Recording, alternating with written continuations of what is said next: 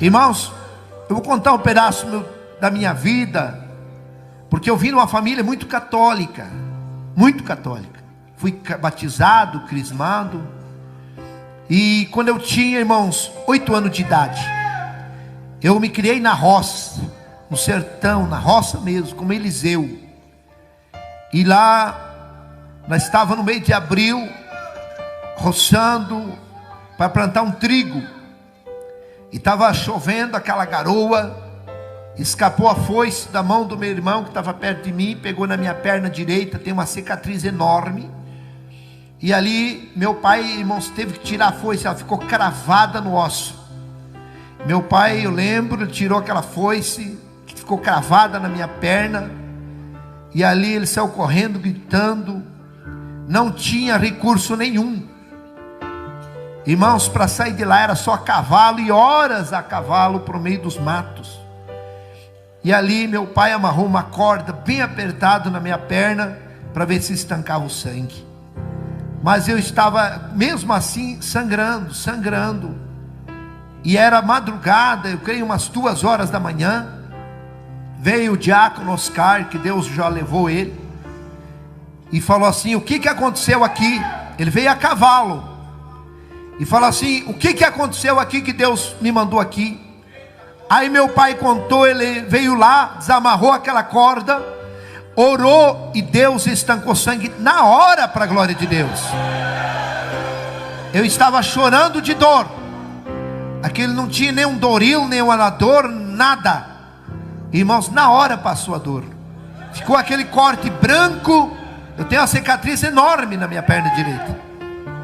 E ali ele falou ainda para o meu pai: esse menino não vai morrer, porque esse menino vai ser um pregador do Evangelho.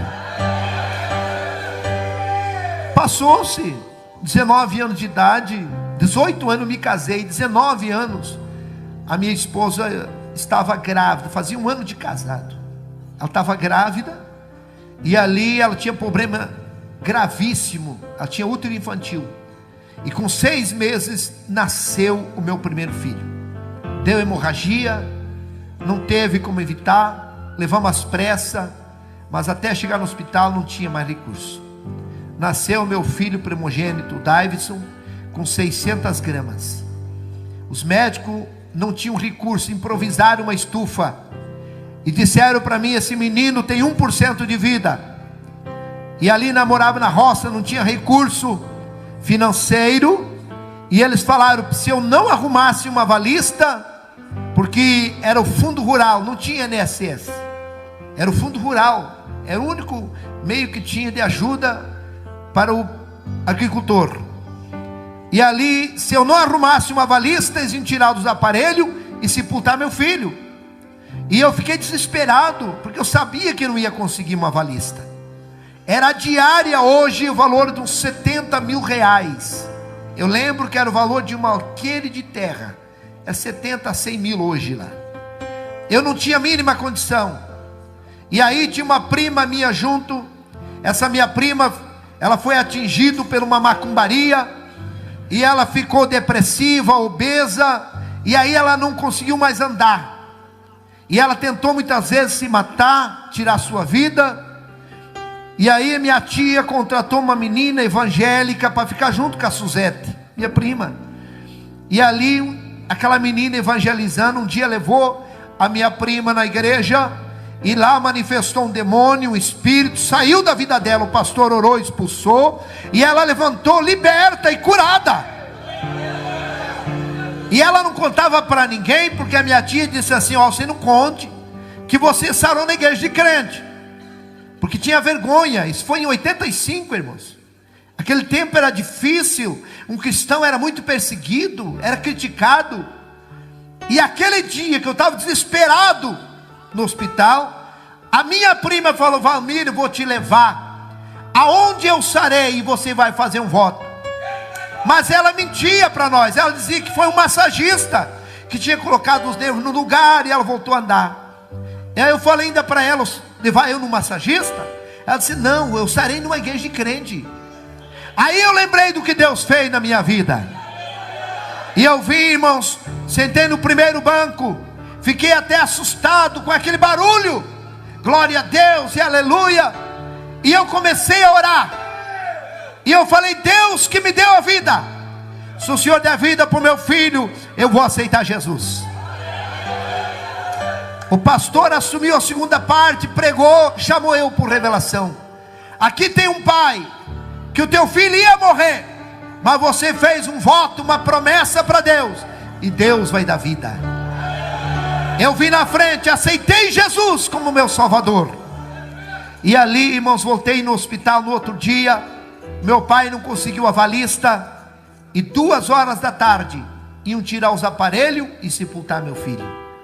Irmão, faltava 10 minutos para nós entrar sem solução. Chegou um deputado, amigo do meu pai, doutor Haroldo. Esse homem era candidato, meu pai fez política, ele ganhou, veio para Curitiba e sumiu, como a maioria dos políticos faz isso. E ali de repente ele chegou lá, viu eu chorando, meu pai chorando, minha mãe chorando. Aí ele perguntou o que estava acontecendo, levou nós no escritório e disse assim: não chore, porque a metade do hospital é meu. Eu estava indo para a fazenda, e aí me deu uma vontade de passar primeiro no hospital. Eu ia para a fazenda, depois eu ia passar aqui. Aí ele olhou para mim e disse assim: menino, o teu santo é forte, hein? Eu falei: meu santo é Jesus. Aleluia. Irmãos, o médico chamou, a médica tinha feito o parto, a doutora Vemilda, e disse assim: ó, quantos dias esse menino precisar, deixa ele na estufa. E ele assumiu a dívida. Ficou 72 dias. Levamos para casa com 900 gramas, e vai morrer porque o coração dele está com defeito, não vai falar, não vai andar. E eu levando ele na igreja, e Jesus foi curando. Está lá ele, irmãos, 32 anos para a glória de Deus. É diácono da igreja, aleluia. Irmãos, só que meu sogro macumbeiro, minha sogra, ninguém aceitava. Minha esposa falou para mim: se você continuar nessa igreja, nós vamos se divorciar. O dia que foi para mim descer as águas, ela disse assim: você vai se batizar? Eu ia sábado, pegava um ônibus, eu ia 7 quilômetros a pé, até no asfalto, pegava um ônibus sábado e voltava segunda-feira, de meio-dia. Eu pegava o ônibus Francisco Beltrão, indo para Salgado Filho, meio-dia de segunda-feira. Ela era ciumenta, criticava: leva o colchãozinho, já arrumou uma irmãzinha mesmo, fica para lá. Eu sei que muitas pessoas passam para servir a Deus. Quantas vezes eu posei dentro da igreja, eu não conhecia quase ninguém. Quando o pastor estava lá, ele levava eu na casa dele, posava lá. O dia que ele não estava, eu posava na igreja, não conhecia ninguém, mas nunca me queixei, nunca achei difícil.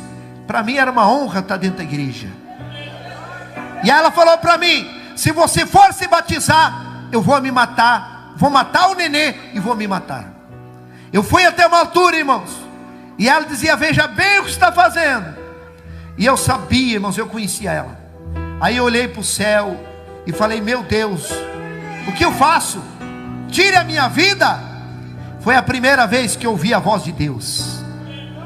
Deus falou assim, irmãos: meu filho, não temas, eu estou contigo. E eu fui.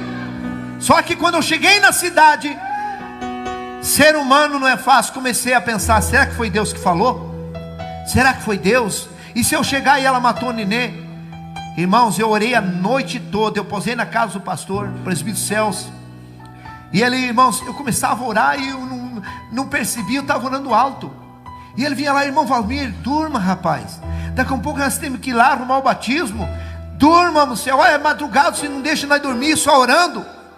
Aí eu falei: pastor do céu, eu não sei se eu fiz certo. Aí contei a história para ele, disse: não, se Deus falou, Deus vai cuidar.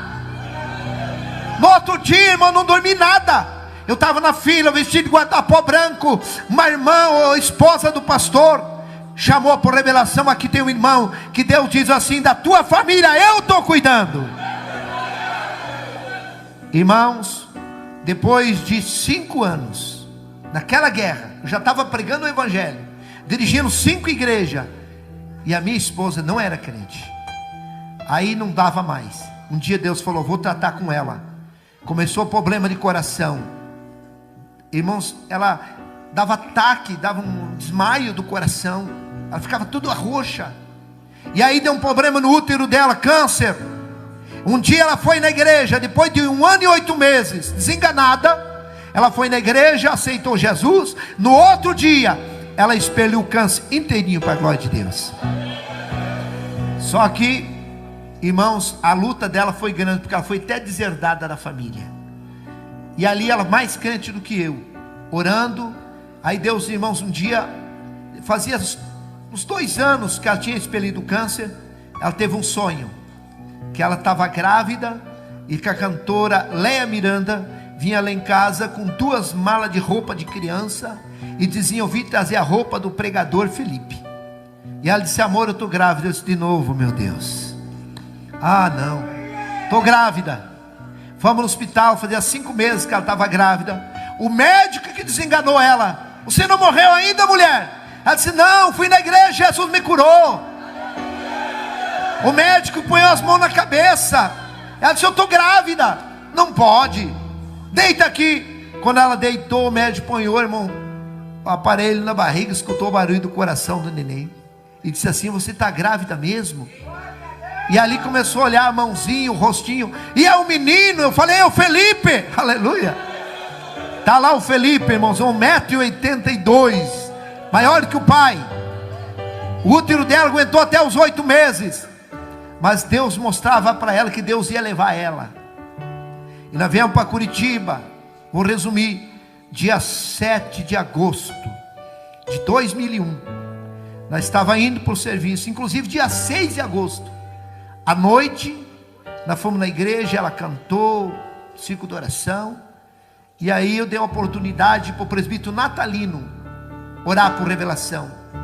E ele disse assim: olha, Deus me mostra aqui 2 pessoas que Deus vai levar dessa igreja. Eu vi 2 anjos aqui, pegou 2 rosas e levou. E ele não sabia que uma era minha esposa e a outra era a filha única dele, irmãos. Dia 6 de agosto, nós chegamos em casa depois do culto. Se o irmão quiser pôr as fotos do acidente do carro aqui no telão, pode pôr, por gentileza. Inclusive eu até trouxe as fotos, o jornal também do acidente. Se o irmão Cláudio puder pôr aqui. É Cláudio, né? Irmão Cláudio, puder pôr aqui no telão para os irmãos verem a maneira que ficou o carro. E aí, irmão, dia 6, ela falou que Deus ia levar ela e tudo. Eu não acreditei. Achei que ela estava brincando. Eu falei: para, porque volta e meia ela dizia: Deus me mostrou um relógio no céu e a minha hora está chegando. Para com isso. E dia 6 de agosto ela falou até como é que ia ser o velório. Irmãos, dia 7 nós estava indo para o trabalho. E aí, ali no sinaleiro, vindo de São Marcos para São José dos Pinhais, inclusive tem ali o Banco Bradesco, fechou o sinal. Eu estava parado. E aí, irmãos, nós saímos de casa com ela, passamos no ponto do ônibus. Uma irmã estava no ponto do ônibus, trabalhava na mesma empresa com a minha esposa. Eu falei: vamos dar uma carona para a irmã Lore? Vamos. Embarca aí, irmã. Ela embarcou no carro, irmão. Quando nós chegamos no sinaleiro, sinal fechado, paramos. Vem um caminhão, irmãos, carregado de areia, 110 por hora, sem freio, e bateu no meu carro. Levou nós 150 metros embaixo do caminhão. Aí ele bateu contra um poste. Meu carro saiu de baixo e ele subiu em cima do poste, no barranco, e tombou em cima de nós. O caminhão carregado de areia, irmãos, 17 metros de areia. De recente tinha carregado o areal, pura água. E ficou o caminhão, despejou areia, e o caminhão em cima da areia e nós embaixo. 1h30. Matou minha esposa, matou a irmã que estava junto no carro. E ali, irmãos, eu consciente, engolindo areia. Meu carro ficou todo esmagado. Não existe uma possibilidade de um ser humano ficar vivo. Eu não sei como Deus me deixou vivo. Foi 4 horas da manhã, foi 8h30 mais ou menos, foi um acidente. E foi 4 horas da manhã, o médico me deu alta, e eu vim para o velório. E ali, irmãos, ainda eu fiquei mais uns 3 meses na igreja.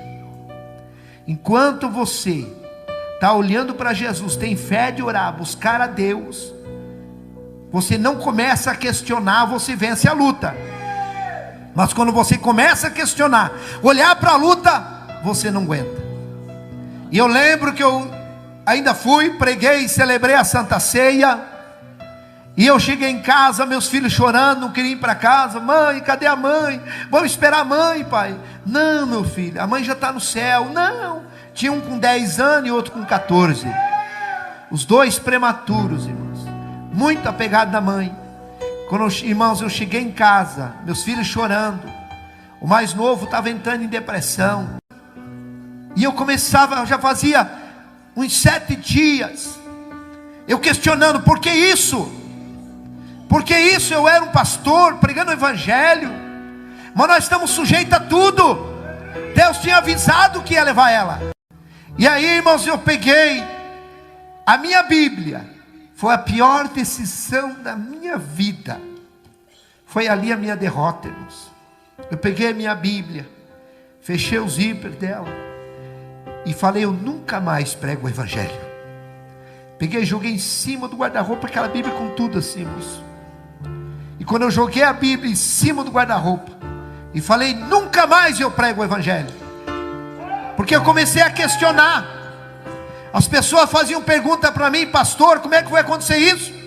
Você não era crente? Mas Pedro também era um apóstolo e não foi crucificado? Tiago não era um apóstolo e não foi morto à espada? Nós estamos sujeitos a tudo, meus irmãos. Mas temos que fazer que nem Paulo, combater o bom combate, nem que morra, mas não podemos perder a fé. Aquele dia eu perdi a fé em Jesus, e ali eu senti sair de mim o Espírito Santo, e eu fiquei tão vazio, irmãos, não tinha mais sentido a minha vida. Eu ia orar, não sentia nada de Deus. Eu ia, irmãos, muitas vezes jejuar, eu ficava entregando meu jejum, Jesus recebe meu jejum, e eu sentia que Deus não recebia. E eu comecei a me afastar da igreja, e eu comecei a ficar em casa, entreguei a igreja, e eu comecei a fugir dos irmãos, fiquei sem Santa Ceia. E ali, irmãos, eu comecei, vendo no culto, eu ficava em casa assistindo novela, vendo filme para preencher aquele vazio. Mas quando eu deitava na cama, eu me sentia, irmãos, uma pessoa sem vida mais. Porque a pessoa, quando conhece a Bíblia, é batizado com o Espírito Santo, conhece, teve intimidade com Deus, e ele, se ele perdeu o Espírito Santo, a vida não tem mais sentido nenhum. A minha vida era uma vida sem graça. Eu lembro quantas vezes os irmãos chegavam lá em casa, meus filhos estavam no colégio, e eu chorando dentro de casa, e os irmãos chegavam lá, batiam palma, e eu com a casa fechada. Pastor Valmir, o carro dele está aqui. Eu tinha voltado a trabalhar, irmãos, comprado outro carro. O carro dele está aqui. Ô irmão Valmir, pastor. E eu lá, irmão, não quero ver eles. Porque, irmãos, a pessoa quando está distante de Deus, ele não quer ouvir falar que Jesus vai vir. Ele tem medo de morrer. E eu não queria nem que ninguém falasse, Jesus está às portas para voltar. Eu sabia que eu ia ficar. E depois de 9 meses e 3 dias do primeiro acidente, dia 10 de maio, irmãos, de 2002, nós estava tocando uma obra, o pastor lembra, Bingo, Palácio 60. Ele não me conhecia. Foi esses dias que eu dando entrevista no rádio que o pastor ficou sabendo que era eu, aqui no púlpito, que ele ficou sabendo que era eu, o funcionário que tinha se acidentado. Dia 10 de maio de 2002, eu saindo de casa, Deus falou comigo ainda, irmãos. Por isso que Deus sempre avisa. Essa palavra, quando vi a voz do Senhor, não endureça o coração. Irmãos, eu fui até a garagem, eu chorei, porque Deus falou comigo, não vá trabalhar hoje. Eu fui até o carro, voltei até o carro, mas eu tinha 4 funcionários, e nós éramos 2 responsáveis por 52 funcionários. E ali, irmãos, eu falei, eu não posso, eu tenho que ir. E eu peguei meu carro e fui. Quando eu cheguei na obra, tinha um obreiro, que era um funcionário meu, o irmão Rubens. Esse irmão Rubens, ele era crente, dirigente de igreja. E ele veio e me abraçou e disse assim: pastor Valmir, volte para a igreja. Jesus está voltando a ser mortal, pastor. E eu falei ainda para ele: onde é que você vai pregar hoje? Ele falou: eu vou pregar na minha igreja. Ele dirigia uma igreja lá em Contenda. Eu falei: então hoje eu vou lá. Vou lá na tua igreja hoje, pegar o carro, os piá, e vou lá. E vou reconciliar. Ele disse: então vai lá hoje. Mas para ele parar de falar. Eu não ia. Eu só falei aquilo só para ele parar de falar que Jesus ia vir. Irmãos, 11h30 da manhã, eu subi para ajudar em cima do telhado, para ajudar, irmãos, os carpinteiros a cobrir ali aquele barracão. E ali, irmãos, eu ajudando um servente a levar uma telha. Eu não sei se não foi o diabo, irmãos, que fez aquilo. Ele numa ponta da telha, eu levando na outra, e deu um vento tão forte, que me desequilibrou. Eu estava sem cinto, não tinha cinto para mim. E aí eu desequilibrei em cima daquela tábua, e eu me obriguei a pisar na telha, essas telhas de 6 milímetros. E quando eu pisei na telha, a telha furou, ela quebrou. Quando afundou minha perna, eu gritei: meu Deus, eu vou morrer e eu estou desviado. Porque eu sabia aonde eu ia cair. Ou era ferro de ponta, ou era essas pedras de calçamento paralelepípedo. Porque ali era um estacionamento. Nós ia fazendo os barracões, ia tirando as pedras e jogando em cima do concreto. E quando afundou minha perna, eu tentei me agarrar, não foi quebrando, eu vim 8,70 metros a 9 metros de altura. Eu caí, irmãos, de cabeça em cima daquele monte de pedra. Ainda eu levei as minhas mãos. Esse braço, irmão, é tudo platina. Ele ficou mais curto. Olha o tanto que ele é mais curto. Esse aqui também, irmãos, tem pino e platina. O meu joelho esquerdo, eu não tenho patela, é um pedacinho de ferro e pino. Pela medicina eu não podia andar. Eu mexo com a minha perna assim, estrala pino com pino. E eu caí e bati minha cabeça em cima daquelas pedras.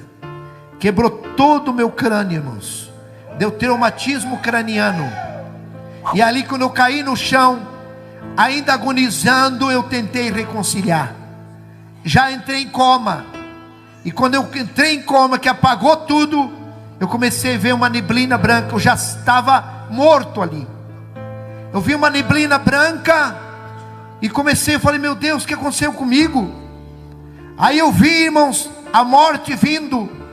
Ela é idêntica a essas lesmas que tem na parede do banheiro, só que ela era do tamanho do caminhão.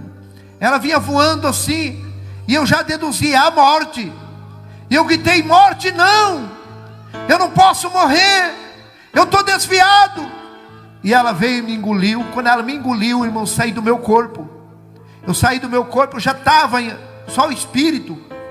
E eu fiquei uns 4, 5 metros de altura. E eu vi o meu corpo caído no chão. Eu vi esse irmão Rubens que falou para mim, me acudindo ali, me socorrendo. E eu disse assim: irmão Rubens, me ajude a voltar para o meu corpo. Eu saí do meu corpo. Vida após a morte é tão normal, tão real como essa aqui, irmãos. A gente vê, é normal, é natural assim, é real igual aqui, ó.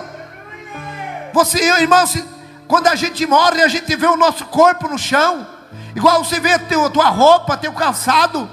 Eu dizia: meu Deus, eu saí do meu corpo. Olha lá, meu corpo, é ele. Irmão Rubem, eu quero voltar, me ajude. Mas ele não me escutava, porque nós não conseguimos escutar a voz de espírito. Eu tinha saído do meu corpo. Para tudo tem um jeito, mas para a morte não há jeito a não ser Jesus, irmãos.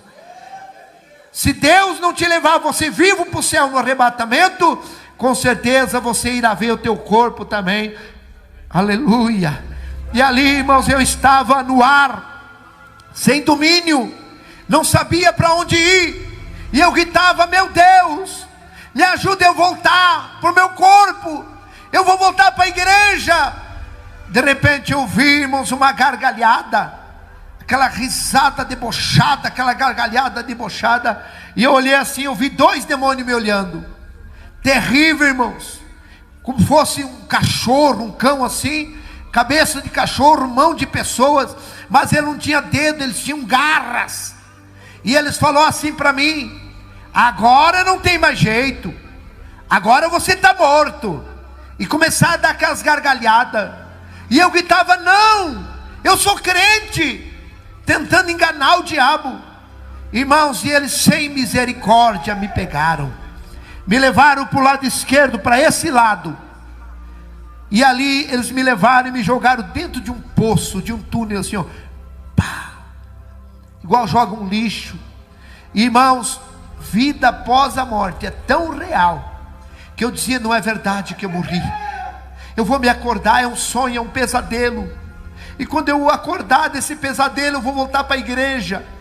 Mas eu abria meu olho, eu via, irmãos, a boca daquele poço, daquele túnel, ficando para cima, e eu caindo, e eu gritava: pai, solte uma corda. Eu gritava para os meus filhos: solte uma corda, meus filhos, o pai caiu num buraco, solte uma corda, pelo amor de Deus.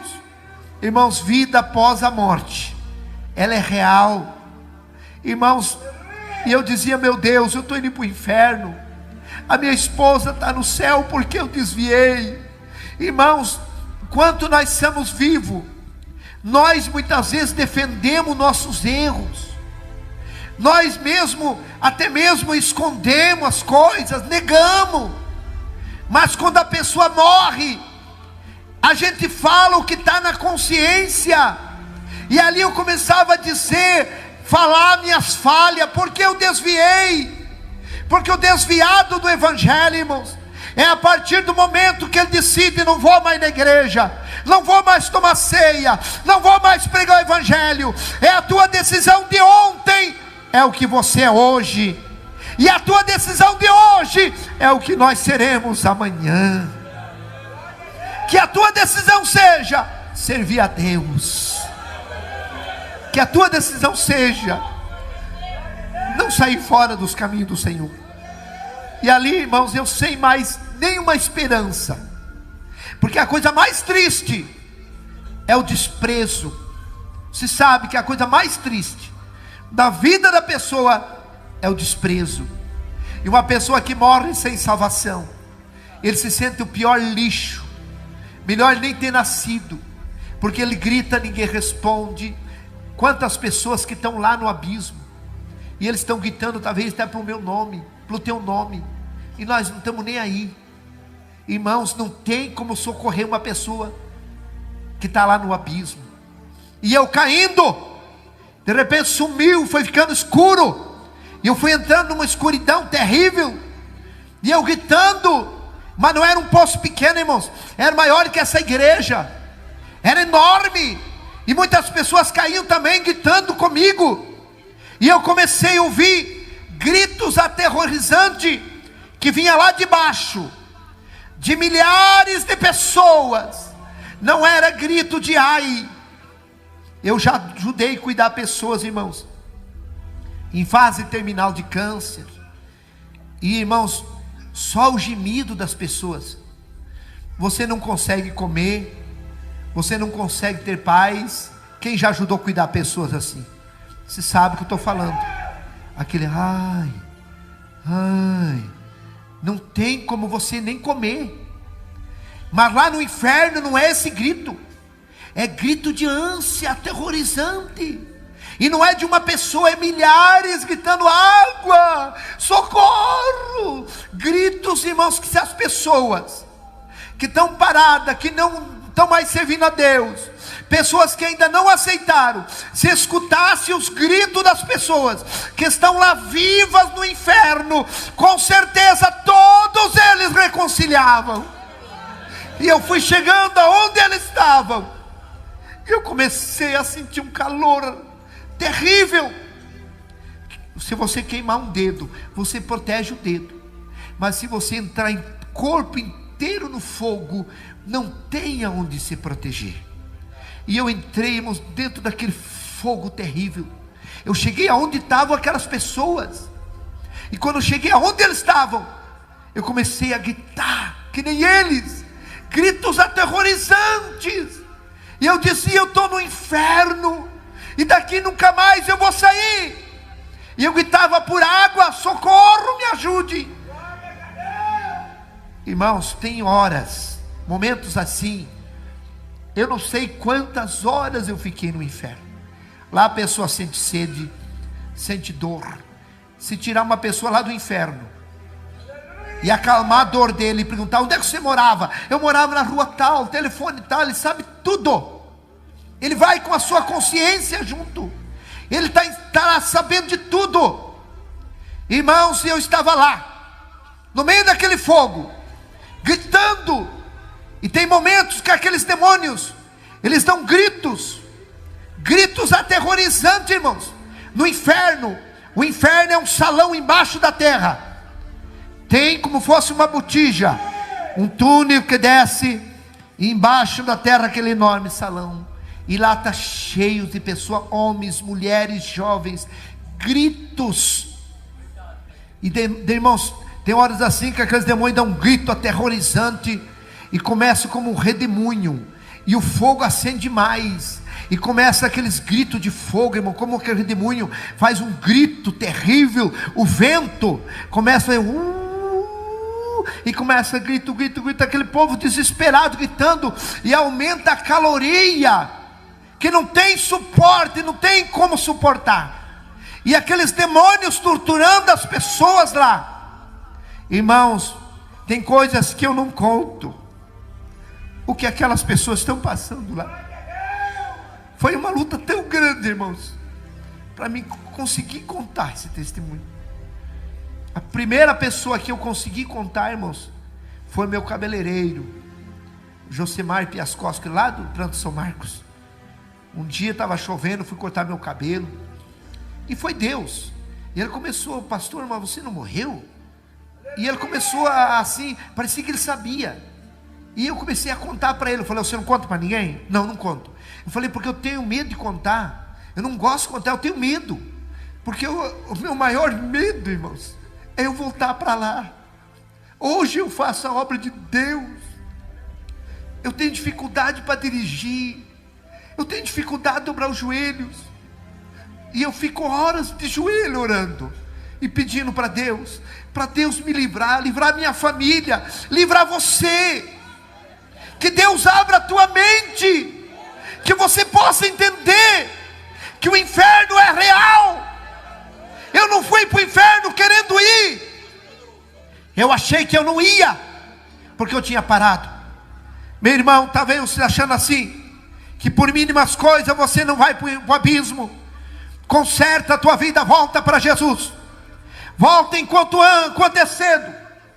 Porque, irmãos, como diz no livro de Tiago, capítulo 4 e versículo 13, um dia de madrugada eu achei esse versículo, e diz assim, ó: eis aí agora você, podem ler lá em Tiago 4,13, que diz: hoje ou amanhã irei para tal cidade, e ali passarei um ano, negociaremos e teremos muito lucro.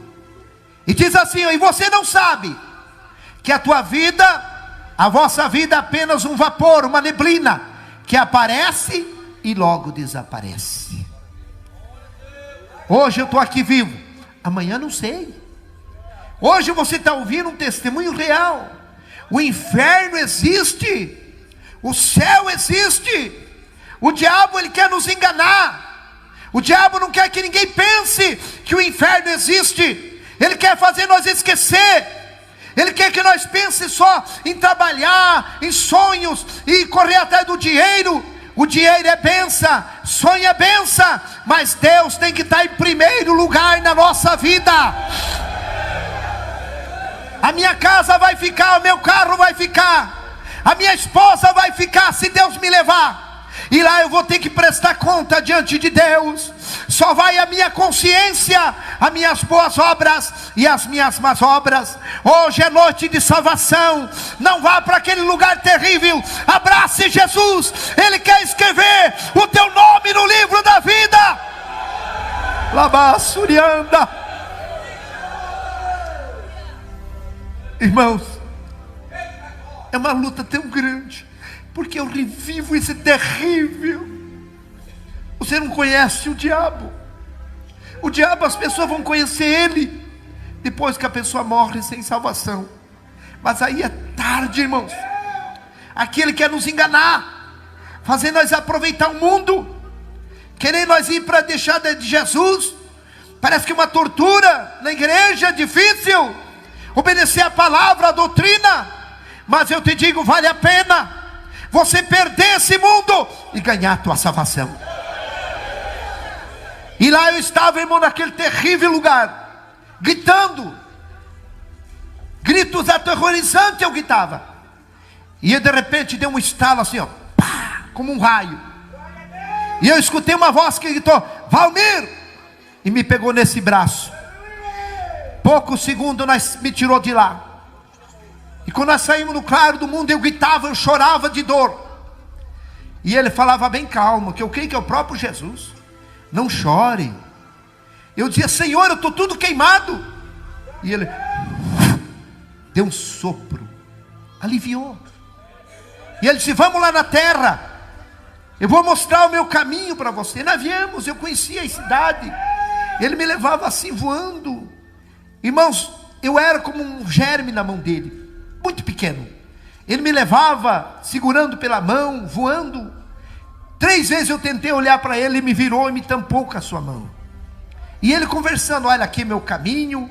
E havia, vimos aquele caminho mais estreito que o corredor, estávamos menos 1 metro, reto.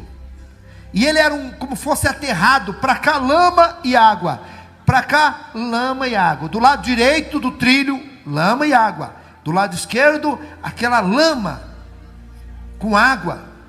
Mas o caminho era reto, enxuto, como tivesse aterrado ali.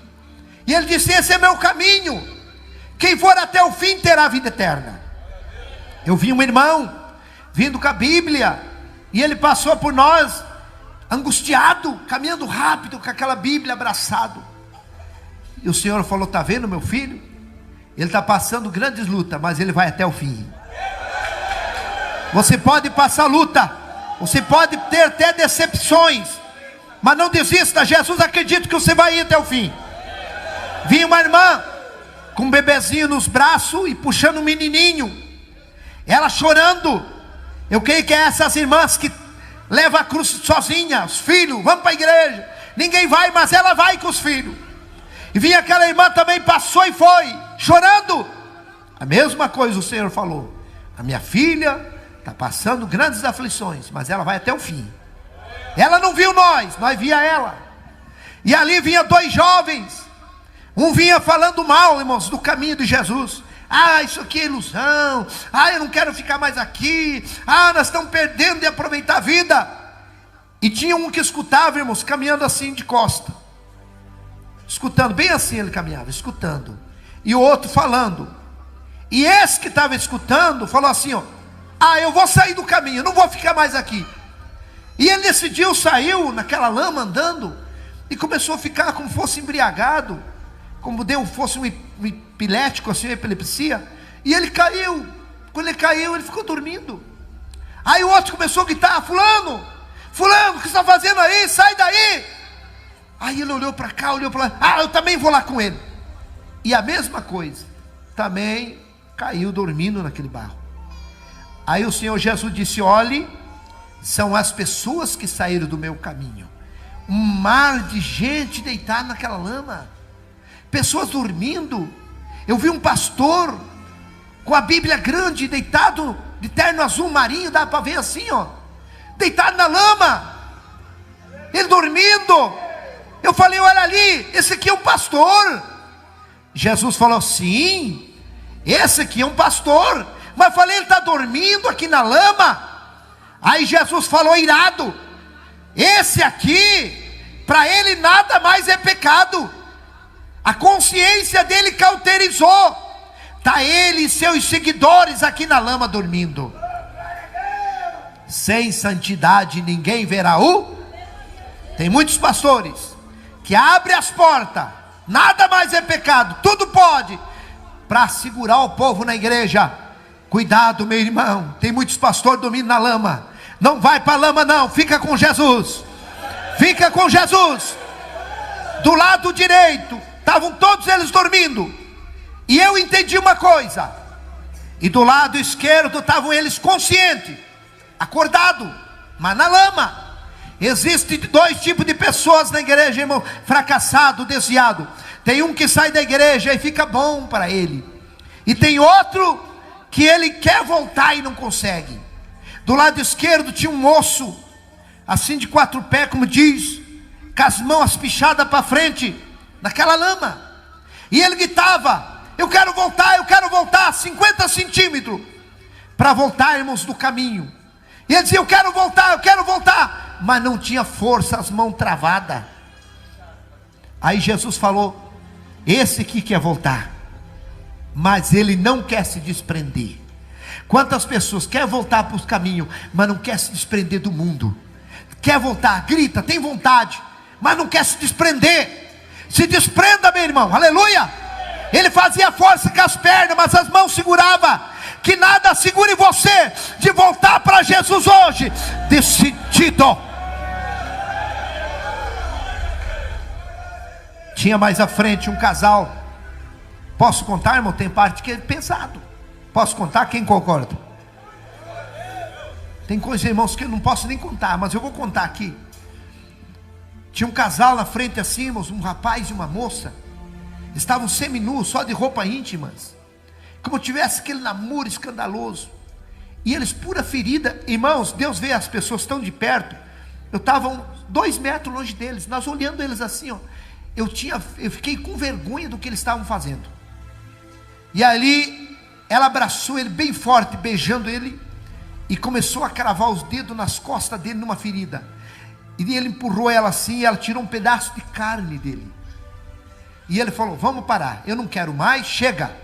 E ela, fingindo de chorar, dizia: eu não vivo sem você, eu amo você. E ela reconquistou ele, abraçou ele assim, deu um sorriso, e começou a comer aquela carne dele. Eu falei: meu Deus, olha o que essa moça está fazendo. Jesus falou: essa aqui não é a mulher dele, eles estão em adultério. Chama, irmãos, aquelas feridas é a chaga do adultério. Quem entendeu, diga amém. Eu vou contar, como diz, pular um pedaço do meu testemunho, vou abreviar. Jesus me pôs de volta no caminho e disse assim: vai, filho. Eu comecei a chorar e dizer: não me solte, não, eu não quero voltar para aquele lugar. Aí Jesus me pegou pelos 2 braços e firmou e falou assim: ó, firma tuas pernas. Aí eu tive força, ele estendeu o braço e eu comecei a andar, acompanhando o braço dele, chorando. Eu desse tamanhinho, acompanhando aquele braço grande, aquele guarda-pó branco, aquela manga comprida. E eu tenho certeza, irmãos, que até hoje, se eu estou em pé andando, porque é a mão de Deus que tem me segurado. Quando eu vi, estava dentro da UTI, olhando onde estava meu corpo, e eu vi meu corpo, e eu, como uma sombra, voltei para o meu corpo. Mas, irmãos, quando eu voltei, irmãos, o dia que eles iam tirar os aparelhos e me sepultar, doutor Marcos, se ele for vivo, que Deus abençoe ele, pegou uma seringa e começou a furar meu pé. E eu mexi o pé. Ele disse: não, o rapaz está sentindo dor, ele não está morto não, ele está consciente. Foi o dia que voltei para o meu corpo. Irmãos, no outro dia eu saí de coma. Aí eles chamaram minha família, meu pai, e disseram: olha, ele está consciente, ele saiu de coma, mas ele tem 3 coágulos, lado esquerdo paralisado, crânio quebrado, vai ter que fazer uma cirurgia muito perigosa. O senhor tem que assinar autorizando, dificilmente ele escapar. O doutor chamou, o cirurgião chamou meu pai, lá no hospital, irmãos, evangélico, chamou meu pai de um lado e disse assim: não deixe operar teu filho, ele vai ser um conhecimento do corpo humano para os universitários. Ele não tem chance. Meu pai falou: doutor, o que eu faço? Vai para casa, pede um tempo e volta daqui uns 15 dias. Talvez ele esteja até respirando sozinho. Assine um termo e leve ele para casa. Leve alguém orar por ele. Se ele morrer, vai morrer junto com os filhos. Dali 12 dias meu pai voltou lá, irmãos. Eu já estava respirando sozinho, mas eu não sentia nada do meu corpo. Eu não sentia a minha língua, eu não sentia o lado esquerdo. Parecia que eu tinha me cerrado. Eu não sentia nada. Meu pai assinou um termo, levou para casa. No 5º dia, irmãos, que eu estava em casa, morrendo novamente, eles batiam no liquidificador, ali o alimento, abria minha boca com um cabo de colher. Engole, pai, engole. Eu não conseguia, eu não sentia comida na minha boca. Eu estava, irmãos, eu chorava de fome e sede. Eu começava a gritar. Eles iam lá, irmãos, diziam: pai, o senhor está com fome? Fique quieto. Eu continuava gritando. Pai, o senhor quer ir no banheiro? Fique quieto, pare de gritar. Eu continuava gritando. O senhor está com dor? Continue gritando. Eu continuava. Eles me davam 80, 70 gotas de pirona e eu desmaiava.